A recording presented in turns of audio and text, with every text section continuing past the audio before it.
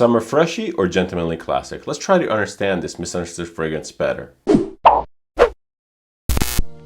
Hello, welcome back to Seldomly Often. I'm Daniel. Today we're talking fragrances and this is a practical review of Tom Ford Costa Azzurra Parfum. These reviews are for fragrances I have a lot of experience with, multiple wears in many situations, and are meant to give you a general idea of what it feels to wear the fragrance. As per usual, despite doing a lot of research before buying a fragrance these days, I don't really like to go into details about notes and accords, as I don't really feel that they benefit the end user much, and it doesn't really give an idea of what the fragrance smells like and what it feels like. Today on the review deck we have another Tom Ford. This one here is Costa Azzurra Parfum. This one and the Eau de Parfum are both from the signature line. I think at some time they were in the private blend. Nonetheless, here they are in these beautiful little bottles. In the intro, I mentioned that this fragrance is quite misunderstood. This all comes down to the name. Costa Azzurra or Côte d'Azur is a coastal region of the south of France that I'm very familiar with. My mom used to have a house there and I spent multiple summers there. So I know what the place looks like, what it smells like, and what it feels like. So does this fragrance live up to that? Costa Azzurra, having literally coast in the name, would have me expect that the fragrance named after it would smell somewhat marine, summery, and fresh. Not only that, but Côte d'Azur is actually known for its citruses. So there's a lot of lemons and grapefruits, and it's very well known for that.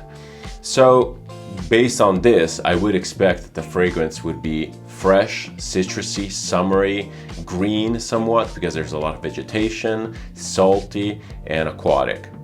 Is this it? Not really. But before getting into that, let's talk about the presentation. Talking about the presentation, Tom Ford Costa Azzurra Parfum comes into the usual signature line bottle.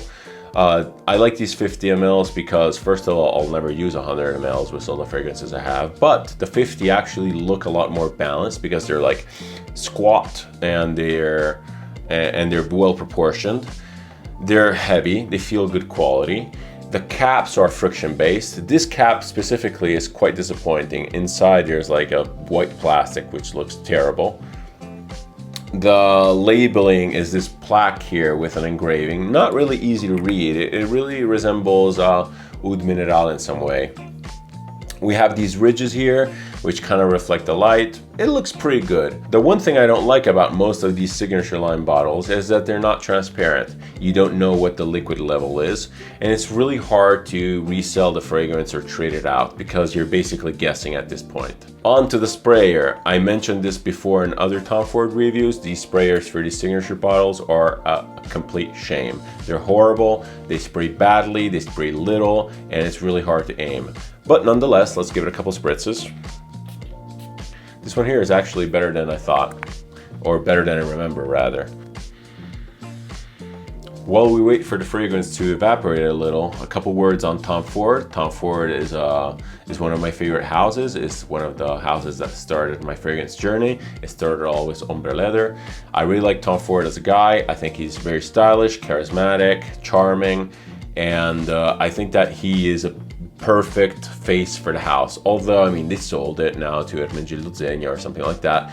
But nonetheless, people associate Tom Ford and his fragrances to that personality.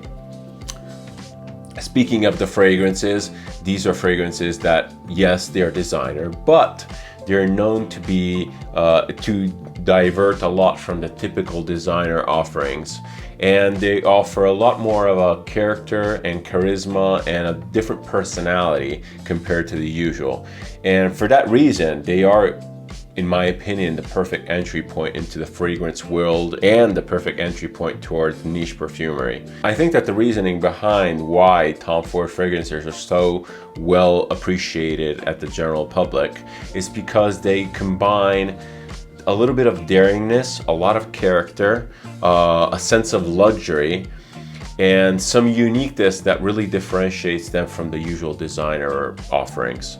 I mean, these are all fragrances that have a very specific message. They might not be the most transportative ever, but they really do convey an idea. So speaking of the scent, here we go back to why it's so misunderstood in my opinion.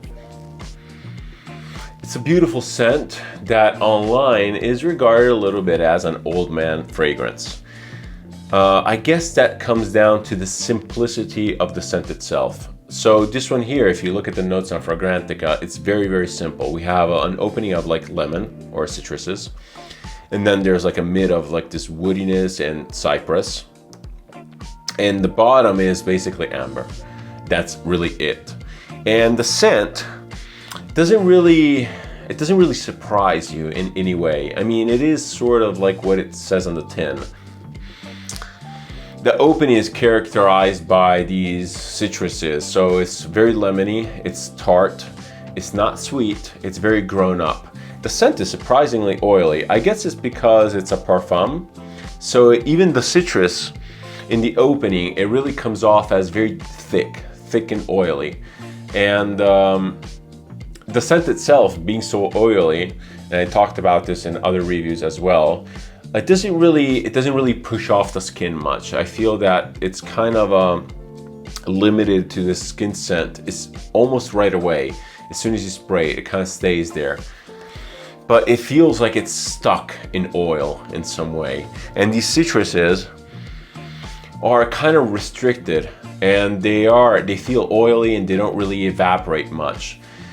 For better or for worse. For better is because the citrus sort of stays around for longer than expected. For worse is because nothing really radiates. So immediately after the alcohol evaporated, together with the citrus, you also pick up a lot of cypress.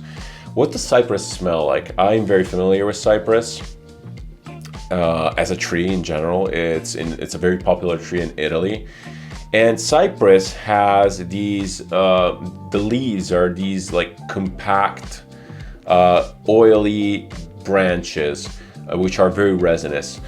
To me, it gives me rosemary vibes in a way. It's very aromatic, very strong smelling, like if you smell it up close, and very woody. And so in the opening, you get citruses, yes, but you also get this cypress. You get this herbaceous greenery, which is very woody. And that is pretty much it, to be honest. Like, it's pretty much the whole scent. And just to top it off, because this is a very simple scent, the dry down, which doesn't come much longer after, is just this warm ambery thing that really merges with the cypress and the woods to give this like faint aromatic layer of oil on your skin. And this scent comes across as really misunderstood, not because of its simplicity, because simplicity is not necessarily bad. I mean, if something is very direct and straightforward and well done, it can be simple, it can be very elegant. But this one here, I think that the marketing and what the idea was behind it, it really pushes the idea of a summery, coastal, marine fragrance. And to me, in here, there's literally nothing marine. There's no saltiness, there's no aquatic, there's nothing. It's basically citrus, herbs, and wood. And not even herbs, it's a very specific type of herb. It's a cypress, it's a tree. And the lack of marine notes really hinder the potential of the fragrance, or the mass appealing potential of this fragrance. I don't have a lot of experience with the Eau de Parfum, but the Eau de Parfum was a lot more airy and summery. This one here is really heavy. It's a thick, heavy fragrance that doesn't really push off the skin. And it's weird because other than being more dense, you would expect the Parfum version to be maybe stronger or long-lasting or a little bit more special in a way. I mean, it's priced higher than the Eau de Parfum, so that's what one would expect. But actually, the longevity on this is really bad. Once you spray, even though I sprayed a lot of this sometimes, like I wore a lot of it, like I wear 5 to 7 sprays, and it still stays as a skin scent. And 4 hours in, 5 hours in, yes, I can smell it, I can detect it, but it's really, really faint. I don't know if this is intentional or it's a byproduct of the parfum conversion, but I think that this really makes this scent a little bit underwhelming in general. And knowing Tom Ford fragrances and knowing what people expect from Tom Ford fragrances, and giving the longevity and giving the fact that it's so light yet dense, and it's really kind of like confusing. I think that all this combined doesn't really help to market the scent. Or rather, I would expect a lot of disappointed buyers from something like this, unless you know exactly what you're getting into. As mentioned on the reviews, a lot of people say that this is a grown-up scent, it's a grandpa scent, it's a dad scent. I kind of get it. I mean, again, it doesn't really have sparkle. There's no sparkle, there's no marine, there's no summery vibe. This passes as a high quality herbal grown-up perfume. It doesn't really spark your imagination in any way. Does this mean that it's bad? No, absolutely not. I just wish that the strengths of this thing would be a little bit better. Just both in longevity and in projection. I don't like my fragrances necessarily to project and fill a room, because I don't want to be at the center of attention, but I like the fact that I get to smell myself as I move around. And this one really kind of disappears in the background. Sometimes, specifically for fragrances that can be seen as a signature scent, you probably want something that's a little bit lower key, otherwise it might get boring in the long run. And this one here, I think it kind of fits the signature fragrance idea. It's low key and it feels high quality, but at the same time, I mean, you're spending this kind of money. Are there alternatives to this? And I'm not really familiar with like the designer offering on the market, but I'm sure that there's something which replicates this kind of like grown up citrus forward and like cypress or woods in the background. I think that actually even something like Cedra Boise from Mancera would be like a better version of this kind of, because that one there is also citrus. You get this like sparkly lemon with the woody background and the oak moss. And it kind of is this. It is. And yes, I keep saying that this is a good fragrance, and I actually truly believe that it is a good fragrance.